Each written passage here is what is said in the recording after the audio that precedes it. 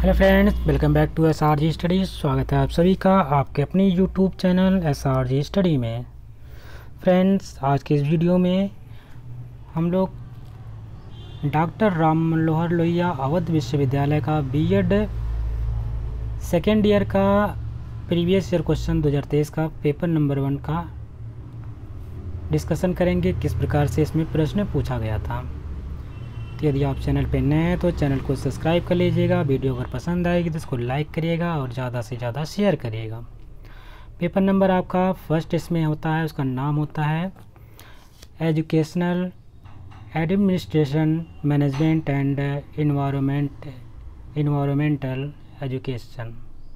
ठीक है, तो ये आपका पेपर नंबर फर्स्ट रहता है, ध्यान में रखेंगे। इसका पूरा नाम यहाँ पे है educational administration management and environmental education, जो कि आपको पता है। इसके लिए आपको 3 घंटे का समय मिलता है और 80 नंबर आपको इस पेपर से मिलेंगे, यानी 80 मार्क्स का होता है।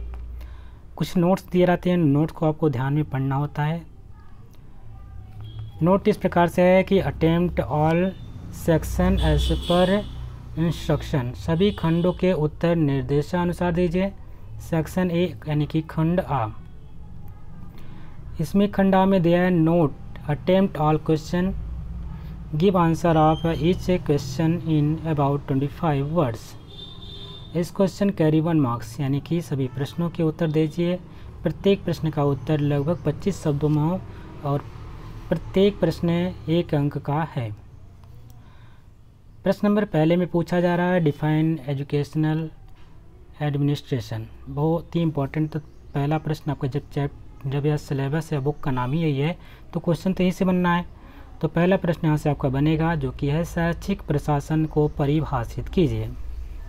ये चाहे 1 नंबर का बने, चाहे 5 नंबर का बने, चाहे 15 नंबर का बनेगा आपका श्योर है। तो यानी कि शैक्षिक प्रशासन को आपको पढ़ के जाना है जब भी आप इसका एग्ज़ाम देंगे। सेकंड प्रश्न में है कि व्हाट इज़ स्कूल मैनेजमेंट, विद्यालय प्रबंधन क्या है।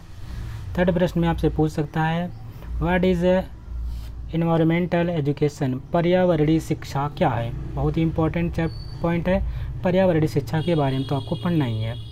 What is the importance of the yoga, योग का क्या महत्व है, आपको पता ही योग का महत्व क्या होता है, इसके बारे में आप लिख सकते हैं। अगला प्रश्न है कि what is the concept of the health education, स्वास्थ्य शिक्षा का संप्रत्यय क्या है। नेक्स्ट प्रश्न है कि right importance of the time table, समय सारणी का महत्व लिखिए।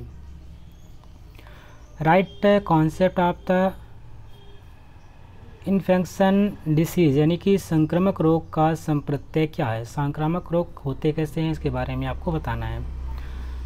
What is the post carb, post carb यानी कि पोस्ट कार्ब क्या होता है, ये क्वेश्चन है, थोड़ा सा नया क्वेश्चन है, इसको देख लीजिएगा इसके बारे में क्या पूछा गया है।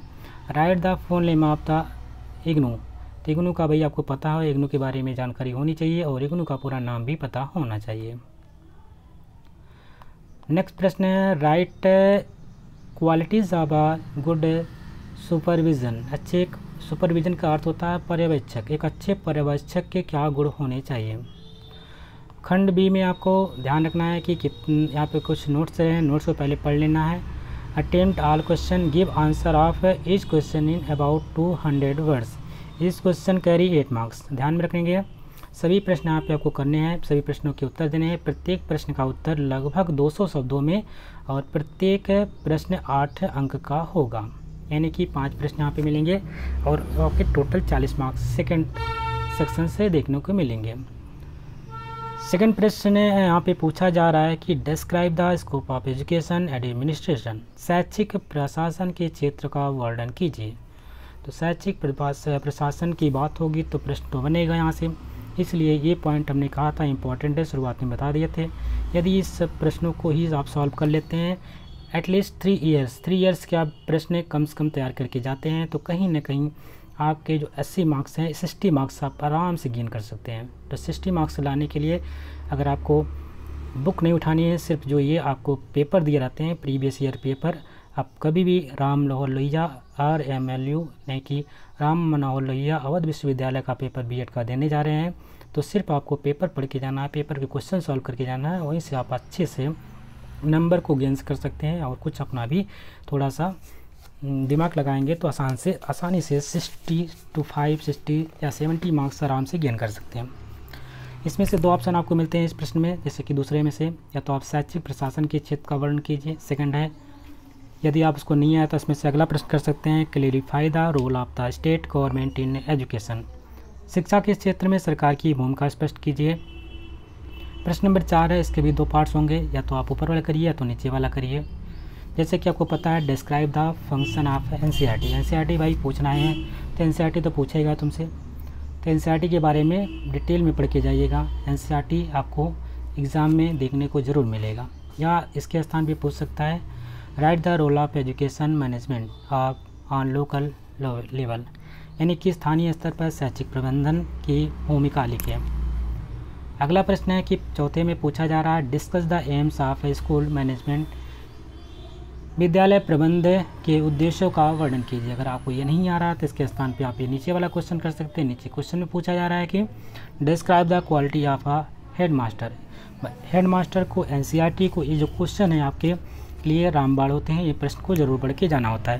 तो एक जो प्रधानाध्यापक होता है, प्रधानाध्यापक के क्या गुण होने चाहिए, क्या क्वालिटीज़ होनी चाहिए, इसके बारे में भी लिखना है। अगला प्रश्न है, increase the population in problem in India discuss, Bharat में जो बढ़ती हुई जनसंख्या एक समस्या है, इस पर विवेचना। तो जनसंख्या के बारे में आपको जानकारी पहले से ही है, उसके बारे में थोड़ा सा और डिटेल में पढ़ लीजिएगा, पॉइंट कुछ नोट कर लीजिएगा, कैसे बढ़ रही है, क्यों बढ़ रही है, कैसा इसका एक्सपोनेंशियल ग्रोथ हो रहा है, इससे भी आपको पता है।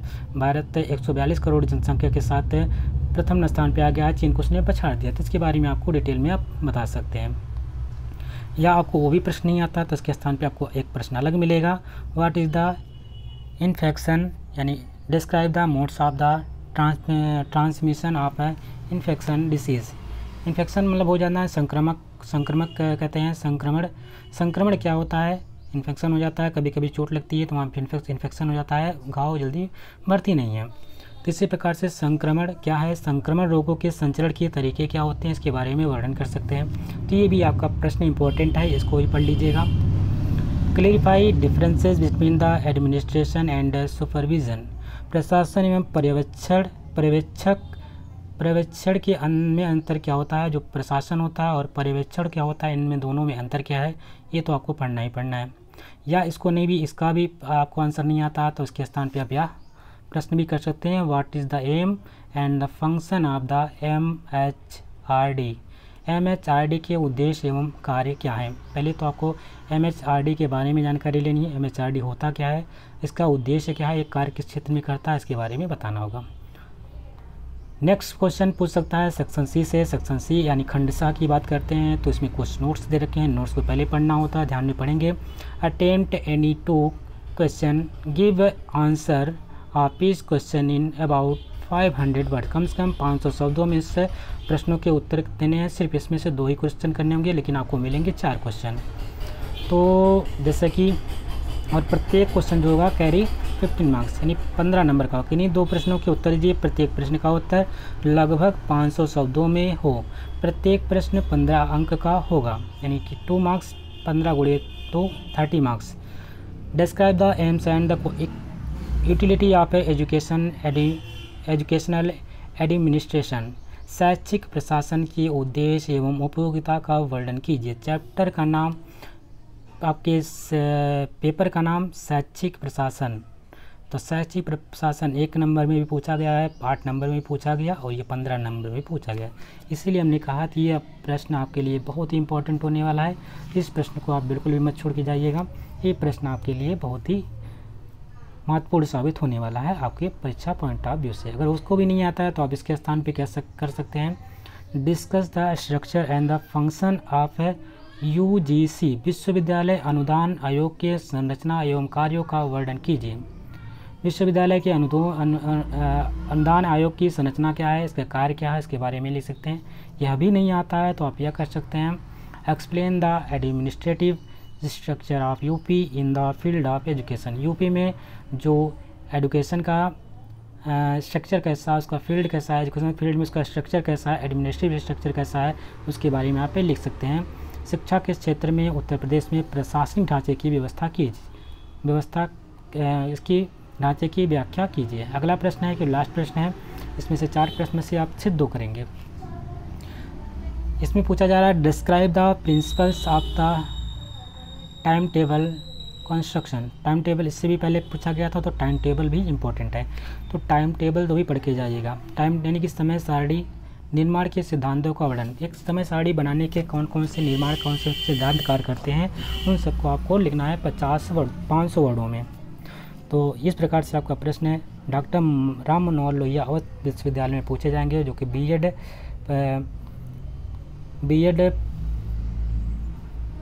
सेकेंड ईयर का पेपर है। और लास्ट प्रश्न इसमें और देख लीजिएगा, छूट गया था, ध्यान नहीं दिया था। 11वां प्रश्न है कि describe the detail in the nature and the scope of the environmental education. तो पर्यावरणीय शिक्षा, वैसे भी मैंने बताया था इंपॉर्टेंट था ये। तो पर्यावरणीय शिक्षा यहाँ आपको देखने मिले 1 नंबर में, 2 नंबर में, 8 नंबर में और 15 नंबर में। तो पर्यावरणीय शिक्षा के बारे में ज़रूर पढ़िएगा। पर्यावरणीय शिक्षा की प्रकृति और क्षेत्र का विस्तार का वर्णन कीजिए, ये आपसे पूछेगा। इस प्रकार से आपका ये पेपर होगा डॉक्टर राम मनोहर लोहिया का अवध विश्वविद्यालय बीएड फर्स्ट सेकेंड ईयर का। और इसमें आपने देखा किस प्रकार से प्रश्न पूछे गए हैं। सिर्फ इस प्रश्नों को ही पढ़ के जाइएगा, आपके परीक्षा पॉइंट ऑफ व्यू से सभी प्रश्न बहुत ही इंपॉर्टेंट है। इन प्रश्नों को पढ़ के जाते हैं तो मैं कह रहा हूँ गारंटी के साथ 60 से लेकर 65 मार्क्स के ऊपर ही रहेंगे, आपके नीचे नहीं आएंगे, अगर आपने इतना पूरा तैयार कर लिया तो आशा करता हूँ आपको वीडियो पसंद आएगी। यदि वीडियो पसंद आई तो इसको लाइक करिएगा, ज़्यादा से ज़्यादा शेयर करिएगा, और चैनल पे नए हैं तो चैनल को सब्सक्राइब भी कर लीजिएगा। मिलते हैं एक नए वीडियो में, तब तक के लिए नमस्कार, जय हिंद।